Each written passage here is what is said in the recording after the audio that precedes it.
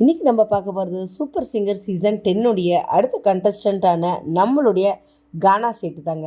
எவ்வளோதான் சீசன்ஸ் வந்தாலும் அதில் கண்டிப்பாக ஒரு கானாக்குன்னு ஒரு ஆள் கண்டிப்பாக இருந்தே இருப்பாங்கன்னு அது நம்ம எல்லாருக்குமே தெரிஞ்ச விஷயம். அதே மாதிரி இந்த சீசன்லையும் நம்மளுடைய கானா சேட்டு செம சூப்பரான ஒரு சாங் தாங்க இந்த தடவை பாடியிருக்கிறது. அதுவும் மனோ சாருடைய பாடின பாட்டே.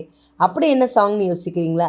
சூரியன் படத்துலேருந்து லாலாக்கு டோல் டப்பீமா அந்த ஒரு சாங் தான் பாடியிருக்கார். அதில் பிரபுதேவாவோட ஆக்ஷனும் சரி, சரத்குமாரோட ஆக்ஷன் அவரும் சரி, எல்லாமே செம சூப்பராக இருக்கும். அந்த சாங் ஃபுல்லாகவே பாடி முடித்ததுமே வழக்கம் போல் கோல்டன் பிசர் வாங்கியிருக்கார் நம்மளுடைய கானா சேட்டு.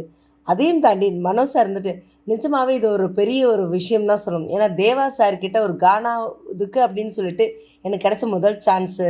ஏன்னா கானா சாங்கை பாடக்கூடிய கண்டிஷன் எனக்கு இருக்கா அப்படின்றது அவர் கொடுக்கும்போது நான் ஃபஸ்ட்டு யோசித்தேன். பட் ஆனால் இதில் நிஜமாகவே ரொம்பவே அமைஞ்சது. ஏன்னா பிரபுதேவா சாரோடைய காம்பினேஷன். ஏன்னா இதுக்கப்புறமா தான் நிறைய படங்கள் பிரபுதேவாக்காகவே நான் பாடுற மாதிரி அமைஞ்சது எனக்கு அப்படின்னு சொன்னது இல்லாமல் நிஜமாக இந்த பழைய விஷயங்கள் எல்லாத்தையும் எனக்கு ஞாபகப்படுத்தி ரீபேக் பண்ணி கொடுக்கறது ரொம்பவே சந்தோஷமாக இருக்குது.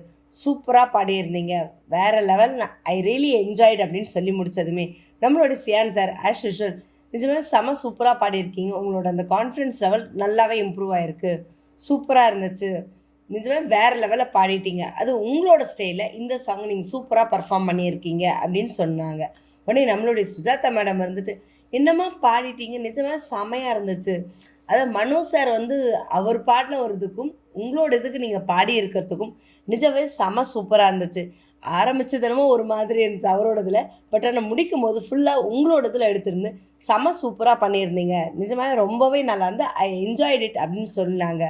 சொல்லி முடிச்சதும் வழக்கம் போல் அவருக்கான கிஃப்டை மனோ சார்கிட்டேருந்து சிக்னேச்சர் போட்ட ஃபோட்டோகிராஃபியும் வாங்கி கோல்டன் காயினையும் வின் பண்ணாருங்க. நிஜமாகவே நம்மளுடைய கானா சேட்டுடைய ஒவ்வொரு பொசிஷனும் ஒவ்வொரு லெவல் நல்ல ஒரு இம்ப்ரூவ்மெண்ட், நல்ல சேஞ்சஸ் செமையாக இருந்துச்சு.